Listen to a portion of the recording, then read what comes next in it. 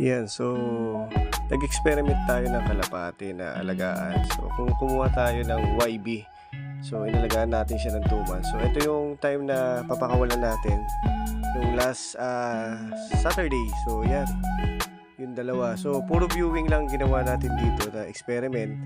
Hindi natin sila na-practice lumabas. So after 2 months yan, paliliparin ko na sila. Sabi ko nga, kung babalik sila, para sa atin siya. Kung lilipad sila, okay lang naman. Sana may makakuha na may mabuting loob. At ayan, tingnan natin kung anong gagawin ng dalawang kalapate. So naiilang pa sila lumipad eh. Yan, nakalabas yung una, yung babae. So ito sa cage na to, ito yung lalaki, yung cage, nasa loob ng cage. Yan, so ang ginawa lang natin daily dyan, pakain. Yan, tapos syempre, inalagaan din naman natin sila na mabuti. So tingnan natin kung paano sila lilipad. Yan, so nagtataka sila ngayon kung paano sila, bakit sila nasa labas, at ano nang nangyayari sa kanila. Ayan, so nagmamasid na yung babae. Tingnan natin kung anong gagawin nila. Yan, yan, paikot-ikot siya, hindi siya makapaniwala na nakalabas na siya sa mundo.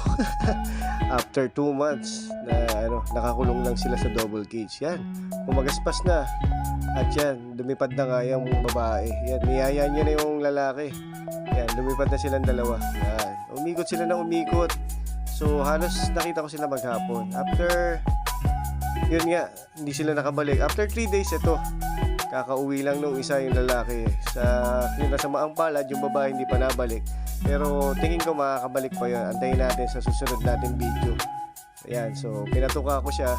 Ayan. At maraming salamat at nakabalik din kahit papaano.